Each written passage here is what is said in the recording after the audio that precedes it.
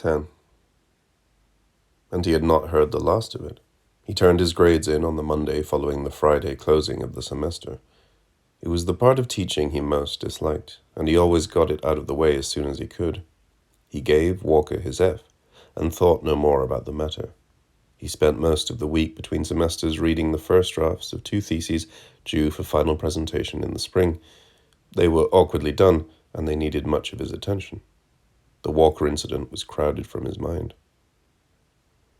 But 2 weeks after the second semester started, he was again reminded of it. He found one morning in his mailbox a note from Gordon Finch asking him to drop by the office at his convenience for a chat. The friendship between Gordon Finch and William Stoner had reached a point that all such relationships, carried on long enough, come to. It was casual, deep, and so guardedly intimate that it was almost impersonal. They seldom saw each other socially, although occasionally Caroline Finch made a perfunctory call on Edith. While they talked, they remembered the years of their youth, and each thought of the other as he had been at another time. In his early middle age, Finch had the erect, soft bearing of one who tries vigorously to keep his weight under control. His face was heavy, and as yet unlined, though his jowls were beginning to sag, and his flesh was gathering in rolls on the back of his neck. His hair was very thin, and he had begun to comb it so that the baldness would not be readily apparent. On the afternoon that Stoner stopped by his office, they spoke for a few moments casually about their families. Finch maintained the easy convention of pretending that Stoner's marriage was a normal one, and Stoner professed his conventional disbelief that Gordon and Caroline could be the parents of 2 children, the younger of which was already in kindergarten. After they had made their automatic gestures toward their casual intimacy, Finch looked out his window distractedly and said, "Now, what was it I wanted to talk to you about? Oh yes, the dean of the graduate college. He thought, since we were friends, I ought to mention it to you. Nothing of any importance."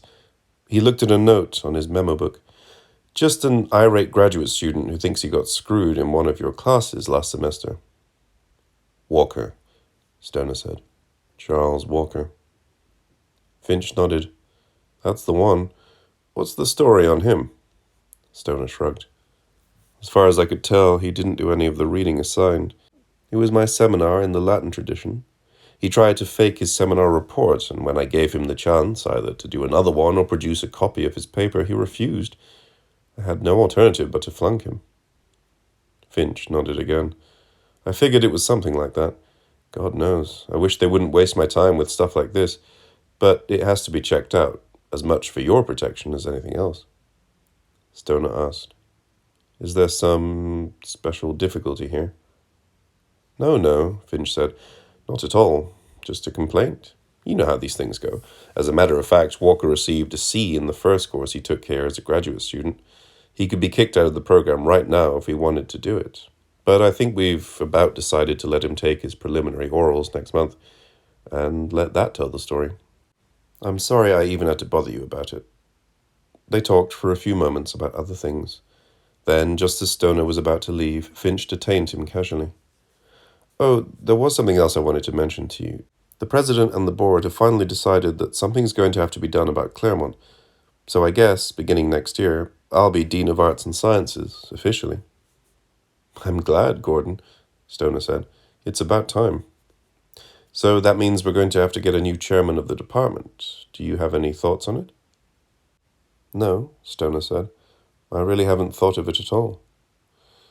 "We can either go outside the department and bring in somebody new, or we can make one of the present men chairman. What I'm trying to find out is, if we did choose someone from the department, well, do you have your eyes on the job?" Stoner thought for a moment. "I hadn't thought about it, but no, I don't think I'd want that." Finch's relief was so obvious that Stoner smiled. "Good. I didn't think you would. It means a lot of horseshit. Entertaining and socializing," and he looked away from Stoner. "I know you don't go in for that sort of thing. But since old Sloane died, and since Huggins and what's-his-name Cooper retired last year, you're the senior member of the department. But if you haven't been casting covetous eyes, then—" "No," Stoner said definitely. "I'd probably be a rotten chairman. I neither expect nor want the appointment." "Good," Finch said. Good, that simplifies things a great deal. They said their goodbyes, and Stoner did not think of the conversation again for some time. Charles Walker's preliminary oral comprehensives were scheduled for the middle of March. Somewhat to Stoner's surprise, he received a note from Finch informing him that he would be a member of the three-man committee who would examine him. He reminded Finch that he had flunked Walker, that Walker had taken the flunk personally, and he asked to be relieved of this particular duty. Regulations, Finch answered with a sigh. You know how it is. The committee is made up of the candidate's advisor, one professor who has had him in a graduate seminar, and one outside his field of specialization. Lomax is the advisor. You're the only one who he's had a graduate seminar from, and I've picked a new man, Jim Holland, for the one outside his specialty.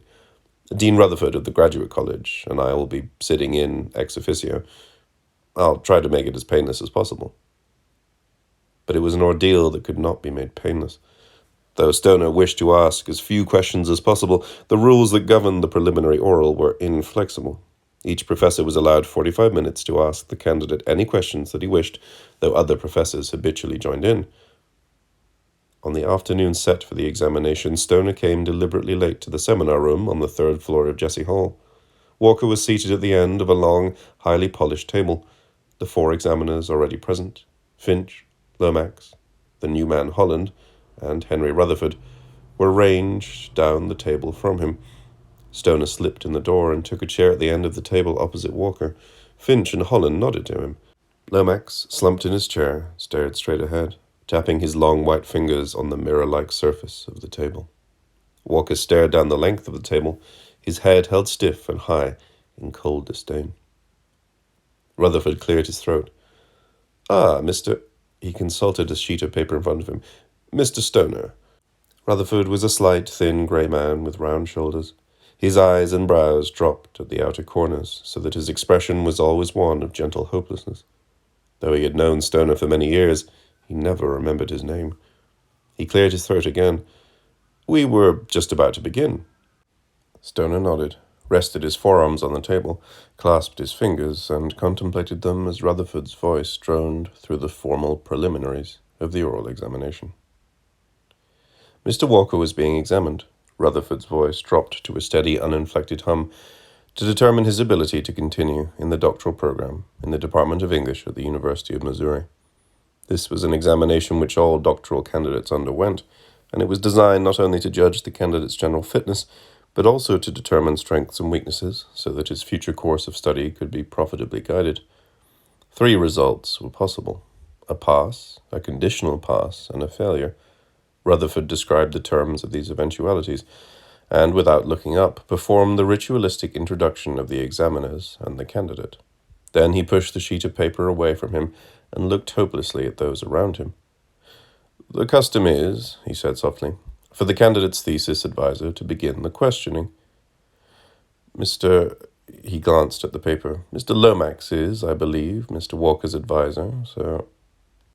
Lomax's head jerked back as if he had been suddenly awakened from a doze. He glanced around the table, blinking, a little smile on his lips.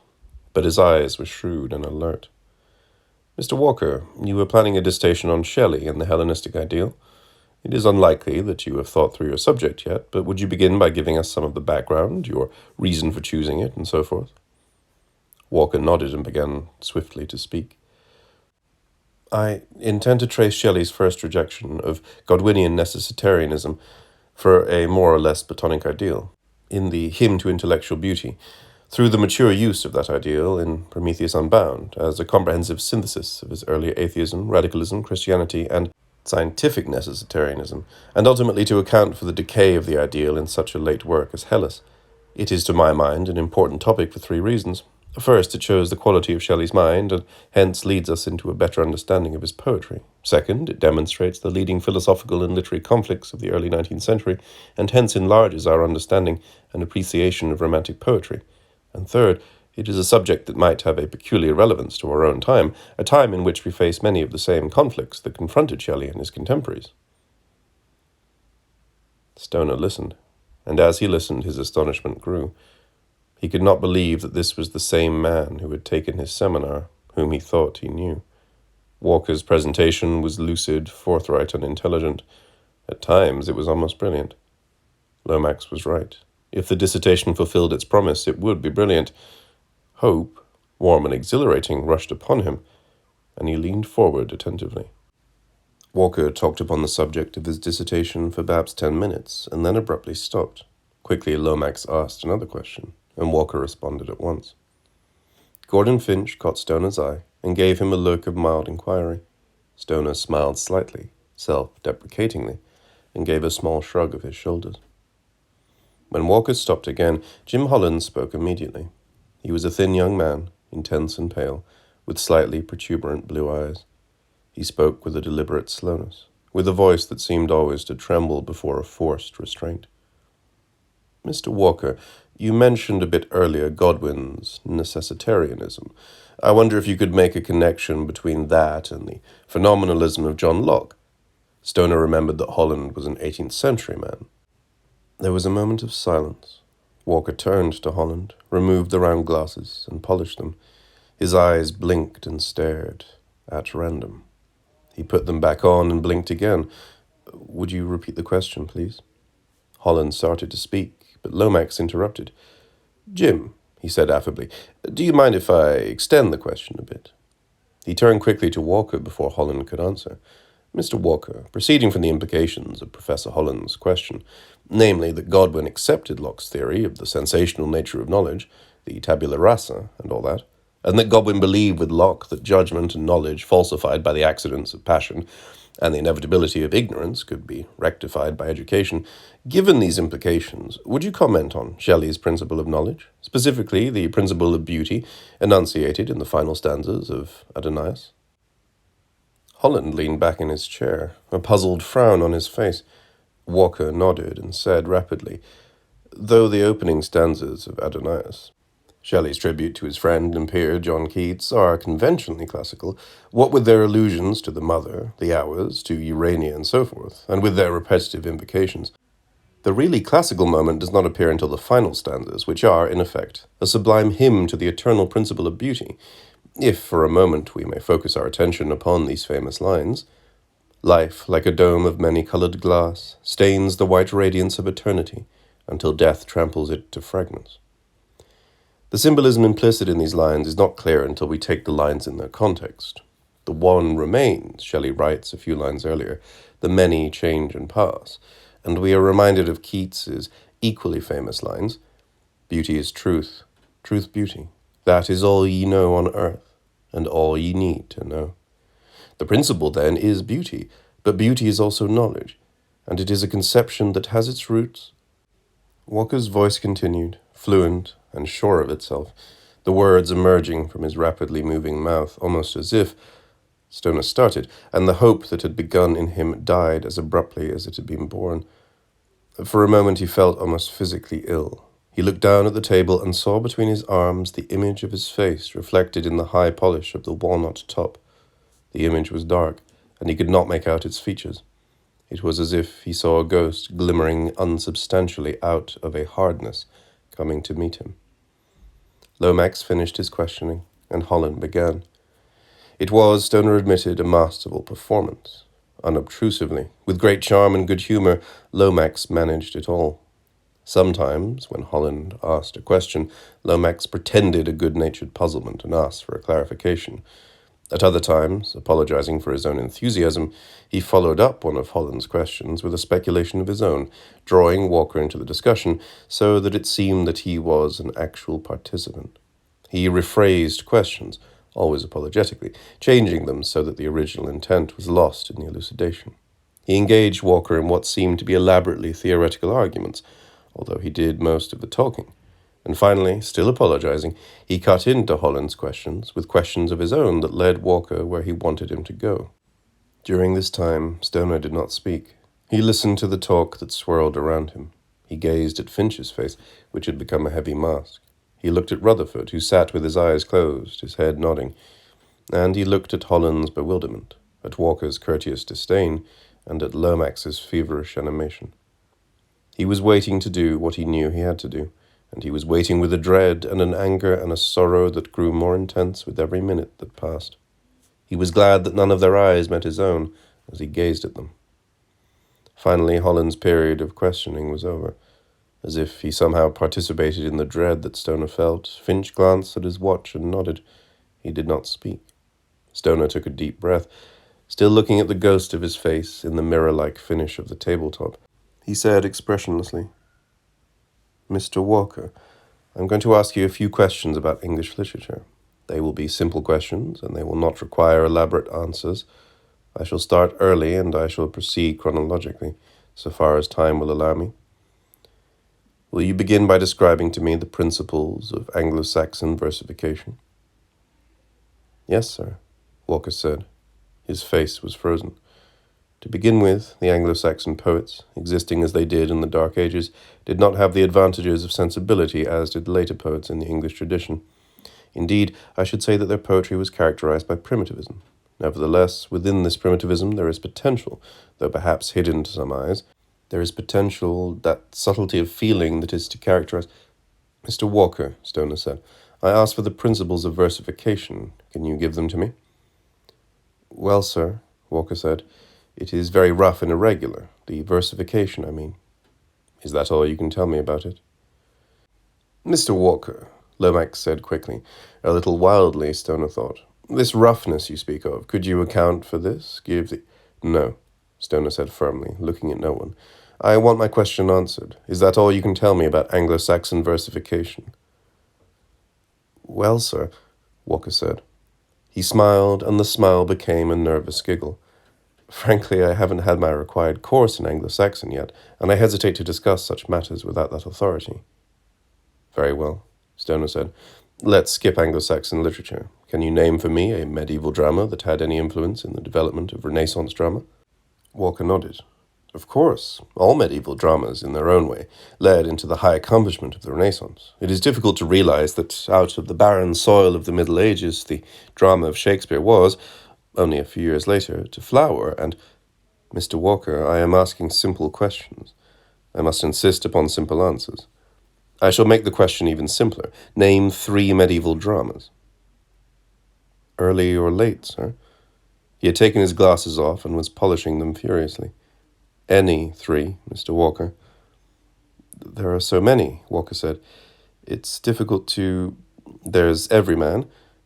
"Can you name any more?" "No, sir," Walker said. "I must confess to a weakness in the areas that you... Can you name any other titles, just the titles, of any of the literary works of the Middle Ages?" Walker's hands were trembling. "As I've said, sir, I must confess to a weakness. Then we shall go on to the Renaissance. What genre do you feel most confident of in this period, Mr. Walker?" Walker hesitated, and, despite himself, looked supplicatingly at Lomax. "The poem, sir, or the drama? The drama, perhaps." "The drama, then. What is the first blank verse tragedy in English, Mr. Walker?" "The first?" Walker licked his lips. "The scholarship is divided on the question, sir. I should hesitate to... Can you name any drama of significance before Shakespeare?" "Certainly, sir," Walker said. "There's Marlowe, the mighty lion—" "Name some plays of Marlowe." With an effort, Walker pulled himself together. "There is, of course, the justly famous Dr. Faust, and the Jew of Malfi, Faustus, and the Jew of Malta. Can you name any more?" "Frankly, sir, those are the only 2 plays that I have had a chance to reread in the last year or so. So I would prefer not to." "All right. Tell me something about the Jew of Malta." "Mr. Walker," Lomax cried out, "if I may broaden the question a bit, if you will—" "No," Stoner said grimly, not looking at Lomax. "I want answers to my questions. Mr. Walker." Walker said desperately, "Marlowe's mighty line—" "Let's forget about the mighty line," Stoner said wearily. "What happens in the play?" "Well," Walker said a little wildly, "Marlowe is attacking the problem of anti-Semitism as it manifested itself in the early 16th century. The sympathy, I might even say, the profound sympathy—" "Never mind, Mr. Walker. Let's go on to—" Lomax shouted, "Let the candidate answer the question. Give him time to answer, at least." "Very well," Stoner said mildly. "Do you wish to continue with your answer, Mr. Walker?" Walker hesitated for a moment. "No, sir," he said. Relentlessly, Stoner continued his questioning. What had been an anger and outrage that included both Walker and Lomax became a kind of pity and sick regret that included them too. After a while it seemed to Stoner that he had gone outside himself, and it was as if he heard a voice going on, impersonal and deadly. At last he heard the voice say, "All right, Mr. Walker, your period of specialization is the 19th century. You seem to know little about the literature of earlier centuries. Perhaps you will feel more at ease among the Romantic poets." He tried not to look at Walker's face, but he could not prevent his eyes from rising now and then to see the round, staring mask that faced him with a cold, pale malevolence. Walker nodded curtly. "You are familiar with Lord Byron's more important poems, are you not?" "Of course," Walker said. "Then would you care to comment upon English bards and Scottish reviewers?" Walker looked at him suspiciously for a moment. Then he smiled triumphantly. "Ah, sir," he said, and nodded his head vigorously. "I see. Now I see. You're trying to trick me. Of course, English bards and Scottish reviewers is not by Byron at all. It is John Keats's famous reply to the journalists who attempted to smirch his reputation as a poet after the publication of his first poems." "Very good, sir. Very— All right, Mr. Walker," Stoner said wearily. "I have no more questions." For several moments silence lay upon the group. Then Rutherford cleared his throat, shuffled the papers on the table before him, and said, "Thank you, Mr. Walker. If you will step outside for a few moments and wait, the committee will discuss your examination and let you know its decision." In the few moments that it took Rutherford to say what he had to say, Walker recomposed himself. He rose and rested, his crippled hand upon the tabletop. He smiled at the group, almost condescendingly. "Thank you, gentlemen," he said.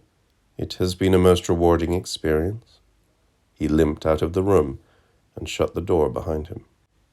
Rutherford sighed. "Well, gentlemen, is there any discussion?" Another silence came over the room.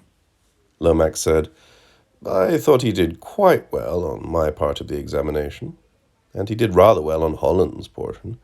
I must confess that I am somewhat disappointed by the way the latter part of the exam went, but I imagine he was rather tired by that time. He is a good student, and he doesn't show up as well as he might under pressure." He flashed an empty, pained smile at Stoner.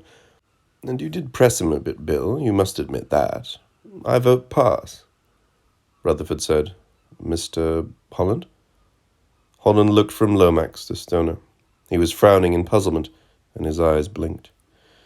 "But, well, he seemed awfully weak to me. I don't know exactly how to figure it." He swallowed uncomfortably. "This is the first orals I've sat in on here. I really don't know what the standards are, but, well, he seemed awfully weak. Let me think about it for a minute." Rutherford nodded.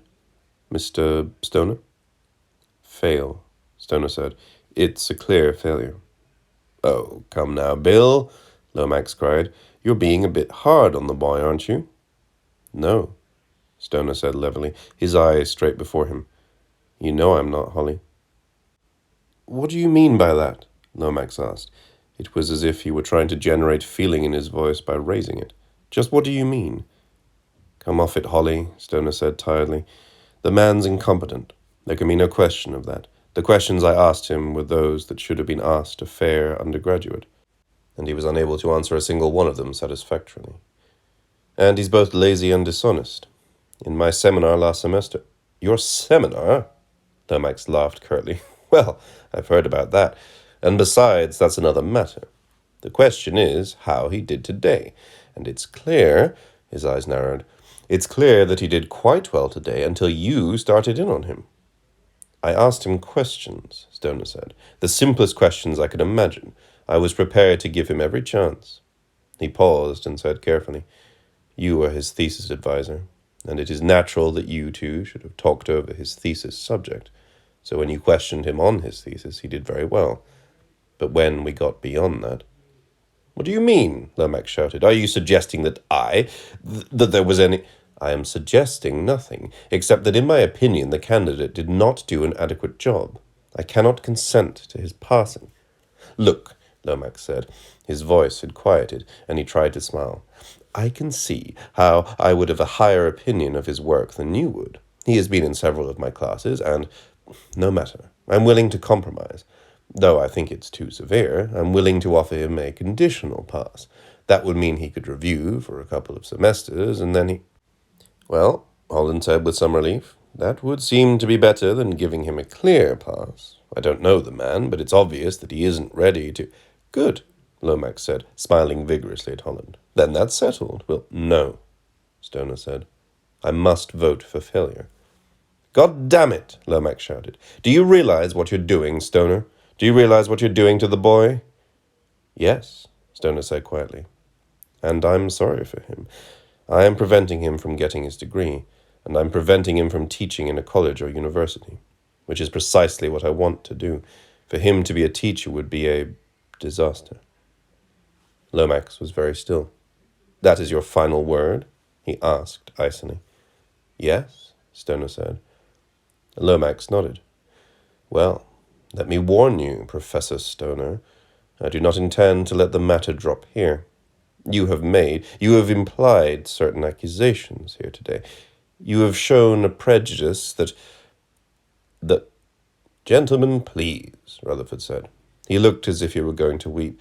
Let us keep our perspective. As you know, for the candidate to pass, there must be unanimous consent. Is there no way that we can resolve this difference? No one spoke. Rutherford sighed. Very well, then. I have no alternative but to declare that... Just a minute. It was Gordon Finch. During the entire examination, he had been so still that the others had nearly forgotten his presence. Now he raised himself a little in his chair and addressed the top of the table in a tired but determined voice. As acting chairman of the department, I am going to make a recommendation. I trust it will be followed. I recommend that we defer the decision until the day after tomorrow. That will give us time to cool off and talk it over. There's nothing to talk over, Lomax said hotly. If Stoner wants to... I have made my recommendation, Finch said softly, and it will be followed. Dean Rutherford, I suggest that we inform the candidate of our resolution of this matter. They found Walker sitting in perfect ease in the corridor outside the conference room. He held a cigarette negligently in his right hand, and he was looking boredly at the ceiling. Mr. Walker, Lomax called and limped toward him. Walker stood up. He was several inches taller than Lomax, so that he had to look down at him. Mr. Walker, I have been directed to inform you that the committee has been unable to reach agreement concerning your examination. You will be informed the day after tomorrow. But I assure you, his voice rose, I assure you that you have nothing to worry about, nothing at all. Walker stood for a moment, looking coolly from one of them to another. I thank you again, gentlemen, for your consideration. He caught Stoner's eye, and the flicker of a smile went across his lips. Gordon Finch hurried away without speaking to any of them. Stoner, Rutherford, and Holland wandered down the hall together. Lomax remained behind, talking earnestly to Walker. Well, Rutherford said, walking between Stoner and Holland, it's an unpleasant business, no matter how you look at it. It's an unpleasant business. Yes, it is, Stoner said, and turned away from them. He walked down the marble steps, his steps becoming more rapid as he neared the first floor and went outside. He breathed deeply the smoky fragrance of the afternoon air, and breathed again, as if he were a swimmer emerging from water. Then he walked slowly toward his house. Early the next afternoon, before he had a chance to get lunch, he received a call from Gordon Finch's secretary, asking him to come down to the office at once. Finch was waiting impatiently when Stoner came into the room. He rose and motioned for Stoner to sit in the chair he had drawn beside his desk. Is this about the Walker business? Stoner asked. In a way, Finch replied. Lomax has asked me for a meeting to try to settle this thing. It's likely to be unpleasant. I wanted to talk to you for a few minutes alone before Lomax gets here. He sat again and for several minutes rocked back and forth in the swivel chair, looking contemplatively at Stoner. He said abruptly, Lomax is a good man. I know he is, Stoner said. In some ways, he's probably the best man in the department. As if Stoner had not spoken, Finch went on. He has his problems, but they don't crop up very often, and when they do, he's usually able to handle them. It's unfortunate that this business should have come up just now. The timing is awkward as hell. A split in the department right now. Finch shook his head. Gordon, Stoner said uncomfortably. I hope you're not... Finch held up his hand. Wait, he said. I wish I had told you this before. But then it wasn't supposed to be let out, and it wasn't really official. It's still supposed to be confidential, but do you remember a few weeks back, our talking about the chairmanship? Stoner nodded. Well, it's Lomax. He's the new head. It's finished, settled. The suggestion came from upstairs, but I ought to tell you that I went along with it. He laughed shortly. Not that I was in a position to do anything else, but even if I had been, I would have gone along with it. Then, now I'm not so sure. I see, Stoner said thoughtfully. After a few moments, he continued, I'm glad you didn't tell me. I don't think it would have made any difference, but at least it wasn't there to cloud the issue. God damn it, Bill, Finch said. You've got to understand, I don't give a damn about Walker, or Lomax, but you're an old friend. Look, I think you're right in this. Damn it, I know you're right, but let's be practical. Lomax is taking this very seriously, and he's not going to let it drop. And if it comes to a fight, it's going to be awkward as hell. Lomax can be vindictive. You know that as well as I do. He can't fire you, but he can do damn near everything else. And to a certain extent, I'll have to go along with him. He laughed again bitterly. Hell, to a large extent, I'll have to go along with him.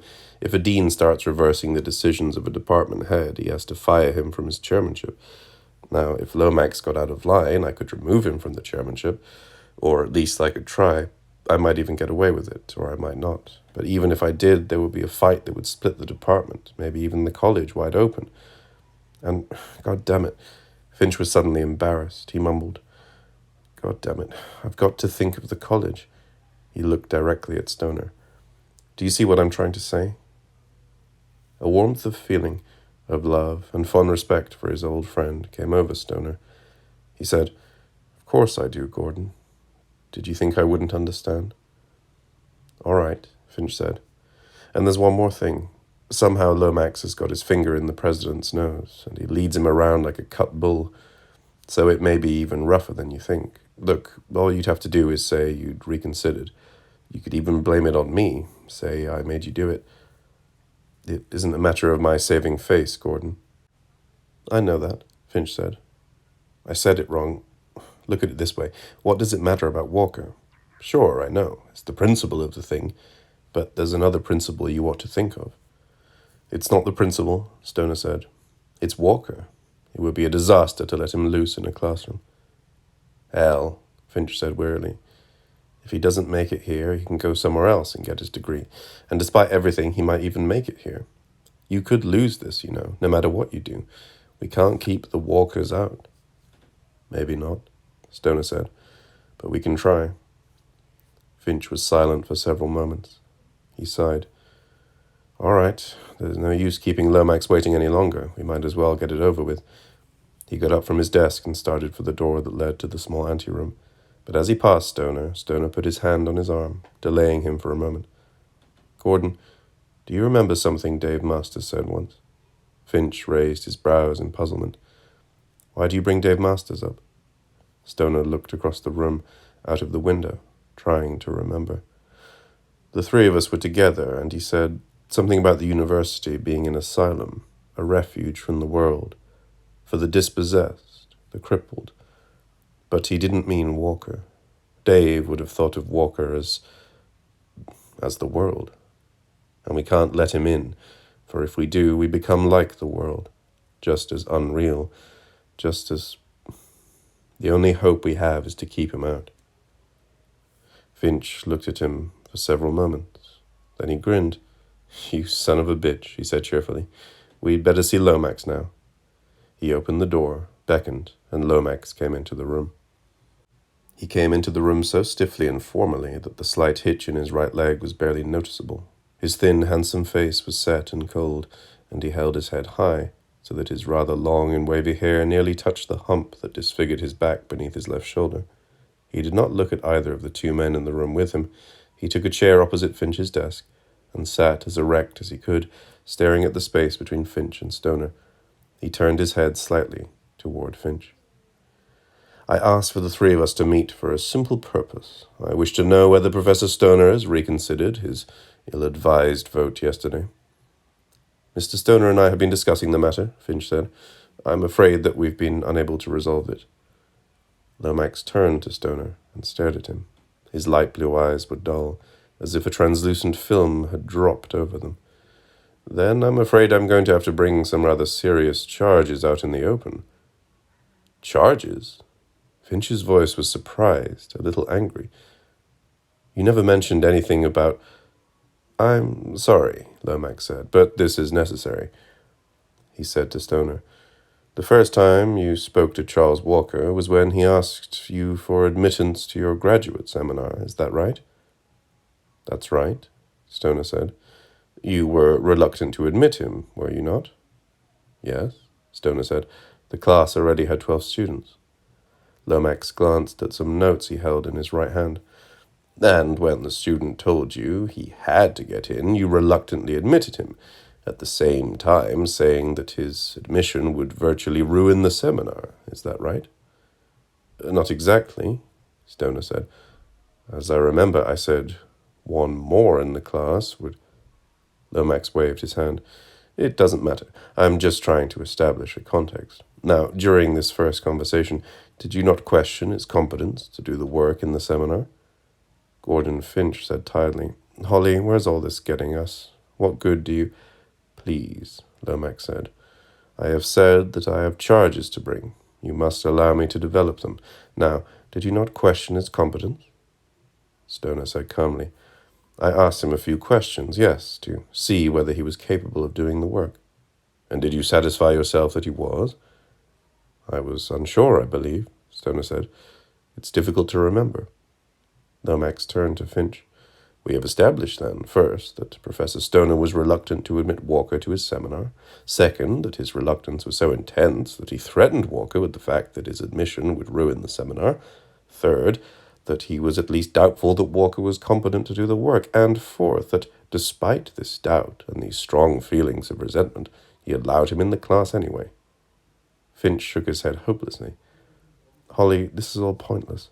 Wait, Lomax said. He glanced hastily at his notes, and then looked up shrewdly at Finch. I have a number of other points to make. I could develop them by cross-examination. He gave the words an ironic inflection. But I am no attorney. But I assure you I am prepared to specify these charges if it becomes necessary. He paused as if gathering his strength. I am prepared to demonstrate first that Professor Stoner allowed Mr. Walker into his seminar while holding incipiently prejudiced feelings against him. I am prepared to demonstrate that this prejudicial feeling was intensified by the fact that certain conflicts of temperament and feeling came out during the course of this seminar, that the conflict was aided and intensified by Mr. Stoner himself, who allowed, and indeed at times encouraged, other members of the class to ridicule and laugh at Mr. Walker. I am prepared to demonstrate that on more than one occasion this prejudice was manifested by statements by Professor Stoner, two students, and others, that he accused Mr. Walker of attacking a member of the class, when Mr. Walker was merely expressing a contrary opinion, that he admitted anger about this so-called attack, and that he moreover indulged in loose talk about Mr. Walker's behaving foolishly. I am prepared to demonstrate, too, that without provocation, Professor Stoner, out of this prejudice, accused Mr. Walker of laziness, of ignorance, and of dishonesty. And finally, that of all the 13 members of the class, Mr. Walker was the only one that Professor Stoner singled out for suspicion, asking him alone to hand in the text of his seminar report. Now I call upon Professor Stoner to deny these charges, either singly or categorically. Stoner shook his head almost in admiration. My God, he said, how you make it sound. Sure, everything you say is a fact, but none of it is true. Not the way you say it. Lomax nodded, as if he had expected the answer. I am prepared to demonstrate the truth of everything I have said. It would be a simple matter, if necessary, to call the members of that seminar individually and question them. No, Stoner said sharply. That is in some ways the most outrageous thing you've said all afternoon. I will not have the students dragged into this mess. You may have no choice, Stoner, Lomax said softly. You may have no choice at all. Gordon Finch looked at Lomax and said quietly, What are you getting at? Lomax ignored him. he said to Stoner. Mr. Walker has told me that, although he is against doing so in principle, he is now willing to deliver over to you the seminar paper that you cast so many ugly doubts about. He is willing to abide by any decision that you and any other 2 qualified members of the department may make. If it receives a passing grade from a majority of the 3, he will receive a passing grade in the seminar, and he will be allowed to remain in graduate school. Stoner shook his head. He was ashamed to look at Lomax. You know I can't do that. Very well. I dislike doing this, but if you do not change your vote of yesterday, I shall be compelled to bring formal charges against you. Gordon Finch's voice rose. You'll be compelled to do what? Lomax said coolly. The Constitution of the University of Missouri allows any faculty member with tenure to bring charges against any other faculty member with tenure if there is compelling reason to believe that the charged faculty member is incompetent, unethical, or not performing his duties in accord with the ethical standards laid out in Article 6, Section 3 of the Constitution. These charges and the evidence to support them will be heard by the entire faculty, and at the end of the trial, the faculty will either uphold the charges by a 2/3 vote or dismiss them with a lesser vote.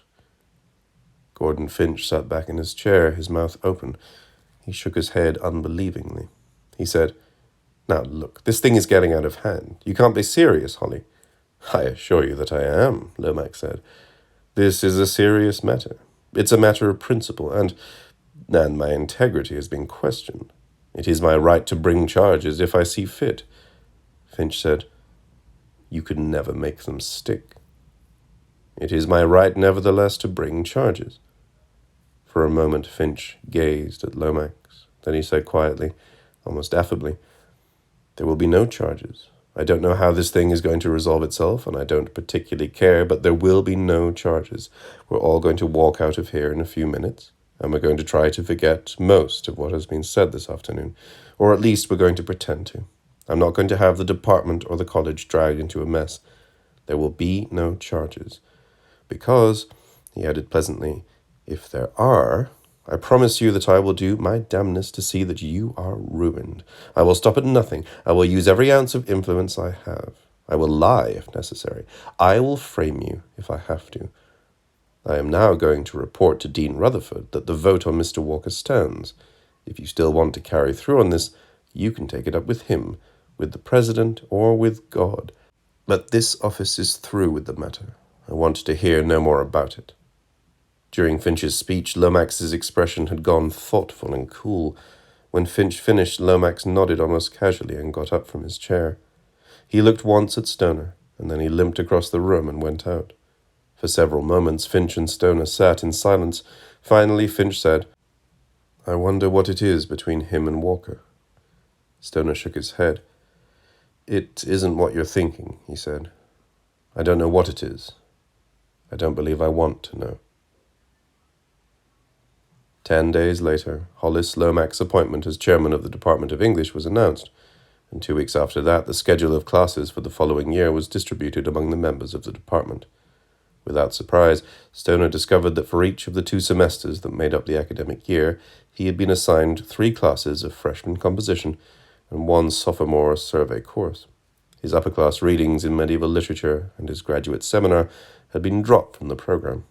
It was, Stoner realized, the kind of schedule that a beginning instructor might expect. It was worse in some ways, for the schedule was so arranged that he taught at odd, widely separated hours, 6 days a week. He made no protest about his schedule, and resolved to teach the following year as if nothing were amiss. But for the first time since he had started teaching, it began to seem to him that it was possible that he might leave the university, that he might teach elsewhere. He spoke to Edith of the possibility, and she looked at him as if he had struck her. I couldn't, she said. Oh, I couldn't. And then, aware that she had betrayed herself by showing her fear, she became angry. What are you thinking of? She asked. Our home, our lovely home, and our friends, and Grace's school. It isn't good for a child to be shifted around from school to school. It may be necessary, he said. He had not told her about the incident of Charles Walker and of Lomax's involvement, but it became quickly evident that she knew all about it. Thoughtless, she added, absolutely thoughtless. But her anger was oddly distracted, almost perfunctory. Her pale blue eyes wandered from their regard of him and rested casually upon odd objects in the living room, as if she were reassuring herself of their continued presence. Her thin, lightly freckled fingers moved restlessly. "Oh, I know all about your trouble. I've never interfered with your work, but really, you're very stubborn. I mean, Grace and I are involved in this. And certainly we can't be expected to pick up a move just because you've put yourself in an awkward position. But it's for you and Grace, partly at least, that I'm thinking about it. It isn't likely that I'll go much farther in the department if I stay there." "Oh," Edith said distantly, summoning bitterness to her voice. "That isn't important. We've been poor so far. There's no reason we can't go on like this. You should have thought of this before, of what it might lead to. A cripple." Suddenly her voice changed, and she laughed indulgently, almost fondly. "Honestly, things are so important to you. What difference could it make?" And she would not consider leaving Columbia. If it came to that, she said, she and Grace could always move in with Aunt Emma. She was getting very feeble and would welcome the company. So he dropped the possibility almost as soon as he broached it. He was to teach that summer, and 2 of his classes were ones in which he had a particular interest. They had been scheduled before Lomax became chairman.